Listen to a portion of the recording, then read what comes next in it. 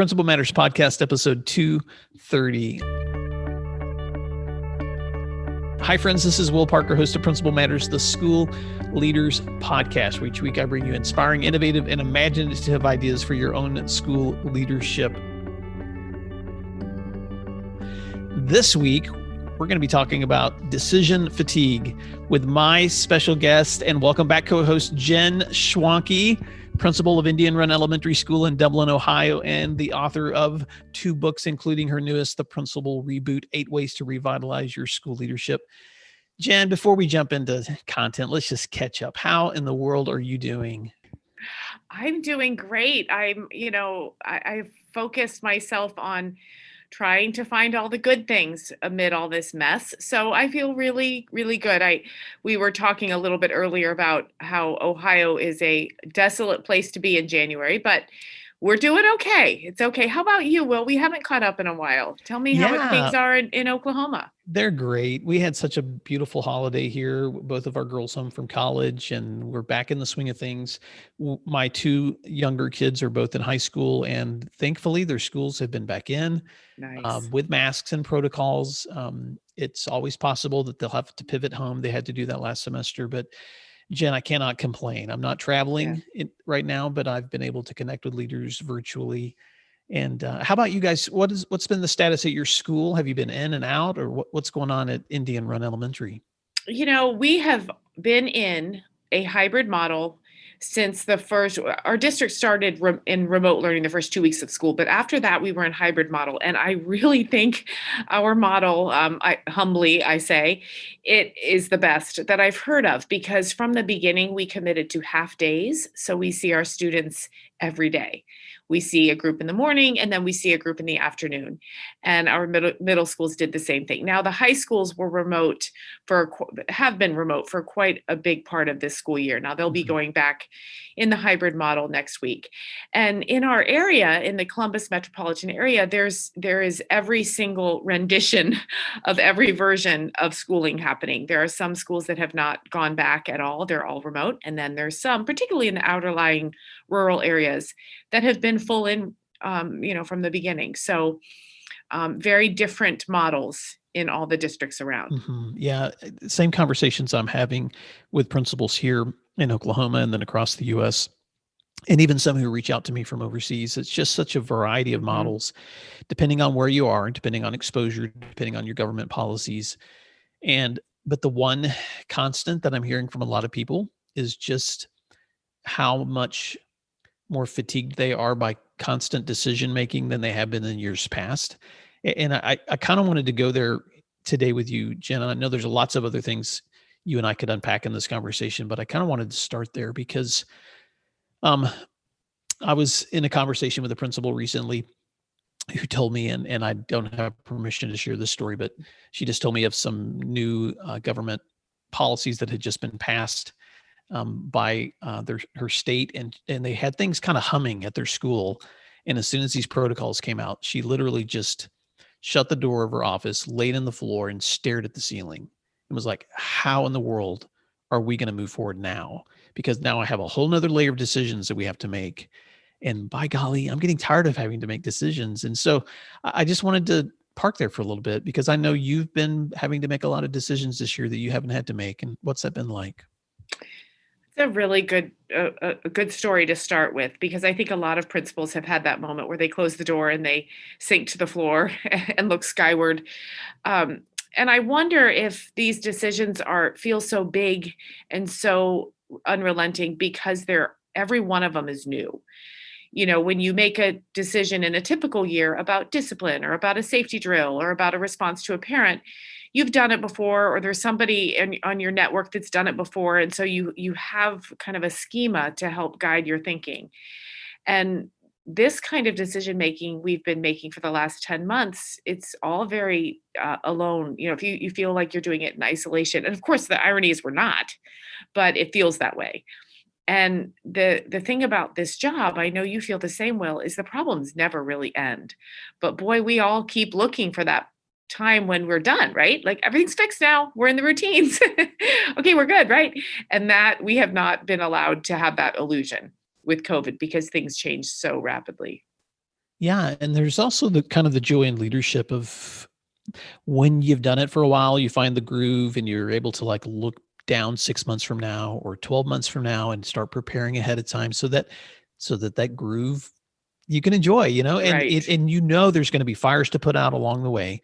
But, and I'm preaching to the choir here. Everybody who listens to this show lives this, but another principal told me, she said, "Well, remember when you were an assistant principal, how much time it took to do a student suspension?" And I was like, yeah, sometimes it depended on the situation, but it could be a full day ordeal with parent meetings and paperwork and all the things that had to come with those emotional. And sometimes it could be quicker. And she said, now I want you to multiply that amount of work by 20 when you have to quarantine a whole classroom of kids and follow up with every parent and fill out the paperwork that comes with it. And then imagine that happening day after day. It's really difficult to imagine doing school when suddenly you're asked to do those things consistently that in the past you would do, hopefully infrequently, and in some cases frequently, but it's the never ending cycle that's happening because of things you cannot control. Right. And so I don't have a lot of advice right now for leaders because I feel like when someone is in the middle of a battle, the last thing they need is for you to tell them how to rest, like when Right. they're in the battle. But I do want to let them know they're not alone, because this is not something that only they're experiencing. And it's not forever. Pandemics don't last forever. And that is something I know a lot of us have been hanging on to. And the fatigue for me comes with that hope. I've had that hope since June. This is almost over. This is almost over. And it's just not.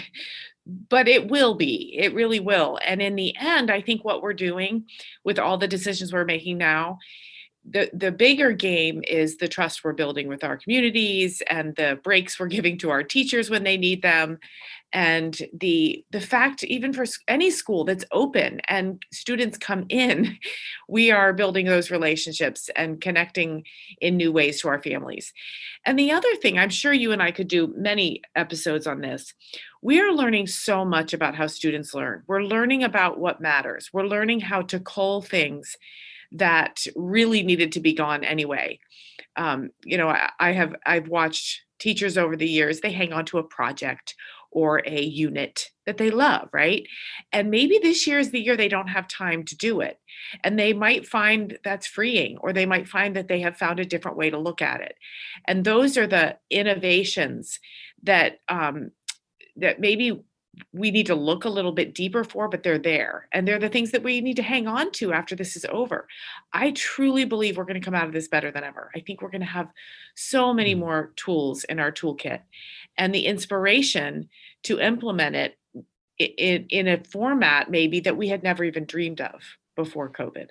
That's so inspiring. And I'll give you a quick example from our family life. But my oldest daughter is a high school senior and she plays the oboe, and she made all state this year for the second year, which is a really big deal. But normally that means a weekend at a hotel practicing with students from all across the entire state, and then performing a concert for parents and everyone in this huge 1,000-person auditorium so that you have this moment of huge celebration.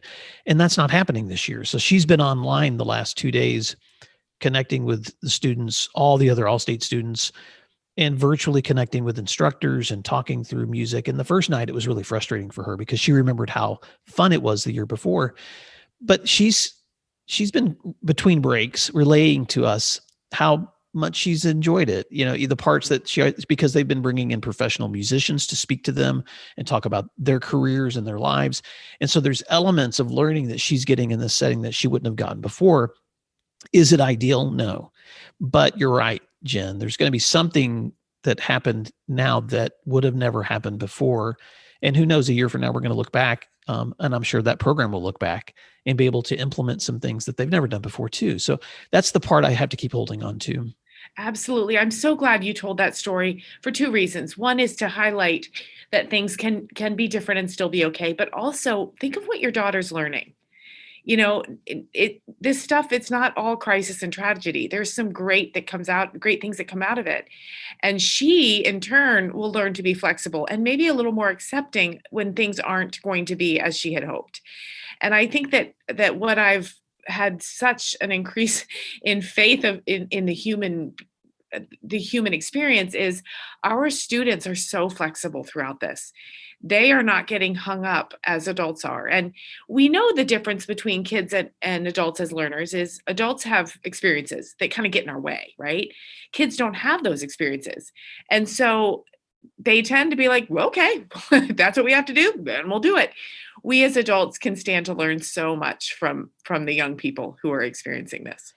I agree. And I know that the the topic that we're talking about is decision fatigue. And so I'd like to kind of switch gears for a second, Jen, because we're not the only ones that are experiencing decision fatigue. Our leaders are not, your teachers are too. And so I'm just really curious because I know this is a question coming up among a lot of principals, which is how are you staying connected to your staff? How are you staying connected to your teachers? How are you helping them along the way during their decision fatigue? I think the teachers are very tired in ways that they didn't expect. In some ways things are easier, especially for teachers who have reduced classes. I know in my experience many of the teachers have class sizes half of what they've had in the past. So they don't have maybe the classroom management issues that they had before. What they have though is the requirement of jamming in a year's curriculum in half a year's time, really, if you just work out the minutes.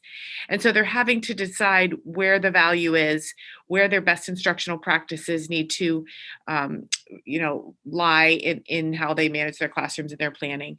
In many cases, teachers' planning has doubled because they're needing to do asynchronous work and they're needing to do synchronous work. So I'll tell you how I have supported them. And that is really by giving them a break, giving them a lot of breaks. And I don't mean make it easier on them. I just mean always asking myself to err on the side of compassion and empathy. And I have seen teachers soar that maybe felt 10 months ago they couldn't do this. A quick story, there's a teacher on my staff and she said to me last March, I can't do it. I cannot be a remote teacher. And I said to her, well, how long till retirement? And she said 5 years. And I said, well, then you have to do it. You have to. And we had an hour-long conversation and there were tears. And I just said, listen, there's one fork in the road, girl, and there's only one way to go. And guess what? She has figured it out. And I pulled her aside about 2 or 3 months ago. And I said, you are a rascal. You are so good at this now. I had seen her lead a parent teacher conference and she was managing screens and a couple breakout rooms and some presentations. And she has just transformed as a teacher. And Wow. so the decision making was there for her. First of all, can I do this? But then how deeply am I going to go? And how fantastic am I going to make this experience? So she made several personal decisions too that led to a very enriching experience for her students. So I tell that story just because I think the decision fatigue for teachers is huge and it's heavy, but I'm seeing them come out of it. I'm seeing them come out fighting and swinging and better than ever. Yeah, I love that story. And for several reasons. One, because it's a good reminder that everyone in this climate this year has been a first year educator all over again. Yes. And the second thing is that is remembering to give yourself, and I'm speaking directly to Principal Matters listeners right now, remembering to give yourself permission not to be perfect. Because so often as you grow in your experience, you begin to develop a little pride in the fact that you're figuring some things out and getting better at some things. And this year, I think a lot of people have felt an additional layer of anxiety because they're just not doing it as well as they want to do it.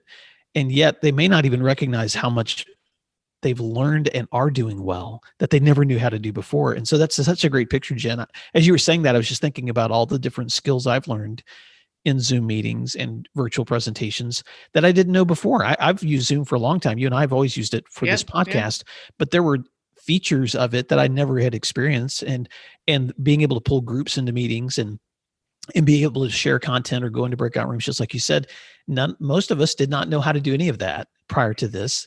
And what a way to enhance our ability to teach. And we had no reason to look. We had no reason to figure things out. Things were working just fine. And then all of a sudden we were forced to. And if I had a nickel for every time in a technology learning environment, a teacher will say, "Oh my gosh, that's so easy. I had no idea. I just have to drag this student's name over and now I have a breakout room and then I can click this button." Oh my. They're so astounded by how technology's evolution has made this doable. And before it just felt like, one hurdle after another, after another, after another, but it's not like that. When you sit down and force yourself to learn, the road opens up. And the funny thing is, when we all got out of college and got our first teaching job, we didn't hesitate to take risks with ourselves. We just had to do it because we had a teaching job and we had to pay the rent, right? Well, now for some of us who are a little bit older and who were entrenched in our systems, it's a challenge. You have to self-talk and say, all right, I guess I'll sit down and figure this out. But what a victory it is when we do, right? It feels like we're young again and we've cracked the code. Mm-hmm. So let's stay there for a minute, Jen, with our teachers, because something else that I've heard from leaders, and I'm not suggesting by asking you these questions that you have all this figured out and that your school is happy and everything's perfect, okay? Because you and your teachers are struggling just like everybody else. But I've had a leader ask me recently, more than one leader. So what are you doing to keep teachers encouraged? Because I'm running out of ideas. And so I'm not saying that to suggest that you've got it all figured out, but I just want to, let's rehearse again some of the ways that principals can stay connected with their teachers so that they can keep encouraging them. Well, you're exactly right. I don't have it figured out. And I am sure for every teacher I feel a tight connection with, I'm sure there's a teacher who feels neglected. But I have found that surface level tokens of appreciation don't get me very far in this kind of environment. So, everybody likes extra, some cookies thrown down for people to eat or some, tokens in the mailbox. But what I have found to really get me some mileage in this environment is just those one-on-one, look me in the eye, tell me how I'm doing, ask questions. Those are the kind of things that are really successful for me. And by that, I mean, stopping by a teacher's room and just not just saying good morning, but saying, tell me about your son's daycare. Have they been able to stay open? Oh, is your husband working from home or is he able to go in the office? How have your parents been faring? And those kind of conversations, now you have a platform to ask, and the things that you can learn about each person's individual story and experience through this really helps connect you. And then again, it helps you to give them the benefit of the doubt if there's an area where they're stumbling a little bit. I love listening to people tell stories. I love that more than anything. And I feel like this COVID thing has opened my story skills more than ever because I'm listening better and I'm asking questions more, and therefore I know my people better. Those are good reminders, Jen. And I think that one-on-one is so powerful. And, Yes. and as I'm talking to principals who are taking time to just reach out and ask that question or send that text or just send that individual email, not just a group one, and just say, how are you doing? And staying connected is so powerful. Let's get down to the nitty gritty too, because there's some principals listening to this that are like, okay, I'm decision fatigued. I'm trying to reach out to teachers so that they're not. I'm trying to stay connected and encourage them. But then there's also a lot of work to do. I need to know that instruction is happening meaningfully with these kids, which brings us to evaluations. Mm-hmm. So I'm really curious, how are you managing that in this kind of setting? I've heard of some schools and districts who are suspending teacher evaluations this year through memorandums of understanding or maybe just deciding not to evaluate teachers in this environment. And I speak only for myself. I do not mean to disrespect anyone or any district who has made that decision. I want this year to do evaluations more than ever. And in my state, a recently adopted program has it so we're doing 2 evaluations a year. And that's a lot. And it's a huge burden. But I'm going to tell you, I feel almost a drive to document some of the fantastic things I see teachers doing. And I don't think this is Jen being a Pollyanna or putting on rose-colored glasses. There have definitely been challenges. But I want to write down on paper the things that I see teachers doing well. They made a 180 in a lot of ways with how they teach and how they had to adjust and the way they're planning and communicating with parents, using video, using resources that they didn't even even know existed 10 months ago. And I want to write that down because I want these teachers to know I see you. And not only do I see you, but I'm willing to put this in a document that will go in your personnel file that we can all look at. I want to use this as a celebration. So I think even if my district said we don't need to evaluate teachers, I think I still would, because I want to document the positives. Are there teachers that are struggling? Yes. But now I can look around and see how many ways we've been solving problems. And I feel like I have lots of expanded ways to give feedback and suggestions to teachers. And what are you seeing on your end? Are you seeing other principals who are diving deep into evaluations, or are you seeing some anxiety and nervousness about how to get this done? I'm seeing both, and and so I'm not going to speak to the practice for myself personally, Jen, because I love what you said there, which is you have to decide what works for you. I was on the phone with the principal just a few days ago who's been quarantined himself 2 or 3 times. And so his ability to connect with teachers is just limited. And so I think giving yourself permission to do what you can do is super important. But what I love about what you said is that it gives you the opportunity to think about, how can I make the best of this? How can I look for the ways teachers are learning new skills or flourishing in new ways that they haven't before, so that when we look back at this experience, I haven't missed out on seeing that. And so I do think that even if your state is lifting mandates on this, don't allow that to take away the opportunity to still be in classrooms, and whether that's virtually or in person, because you may be missing out on some of the joy that helps you cope through the fatigue. And I'm going to use this again. Trust me, I'm going to be able to pull out some of the things that I have seen in classrooms these last few months and use them in the future. So I can say to a teacher, listen, I know how quickly you can learn technology, or I have seen you set up a Google Meet with a guided reading group and teach your heart out from your living room couch. I've seen you do amazing things. So I know that we can adapt and adjust as we need to going forward. I'm going to remind teachers of how quickly and how thoroughly they were able to connect with kids, even in this pandemic. So it's a gift we've been given. I really believe that. And, I've heard a lot of people say, oh, I just can't wait till it goes back to normal. And oh, this is just, we're going to have to write this whole year off. Students are losing so much. And I kind of chafe against that. I just don't think it's true. I think this is definitely a time to embrace what we're learning. I love that, Jen. And we're going to wrap up with those thoughts here. But I just want to remind Principal Matters listeners that as you are leading through a time like no other before, this decision fatigue, that you have teachers, students, family members, community members who feel the same way.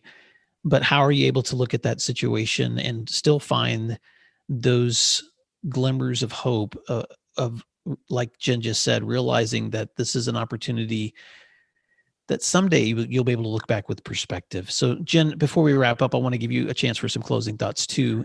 How to manage decision fatigue, to me, is really a mindset. Acknowledging that it's there, acknowledging indeed we're tired. But this job is not one where decisions ever really go away, right? They're just going to keep coming. The difference right now is every decision is a new one, and they feel relentless. But before COVID, we were making a lot of decisions on autopilot, so they didn't feel so enormous, and they didn't feel like there were such repercussions. But if you just remind yourself, I've always made a ton of decisions. I just maybe didn't know it, and give oneself a little bit of grace, and, collapse on the floor in tears if you need to, and take a break from it if you need to, take the mental health time you need.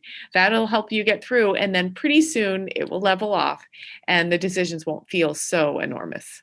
Oh, I love that. And then Principal Matters listeners, I just want to remind you that you can find, of course, all of my resources at williamdparker.com. But Jen, I want you to remind them where they can find your resources.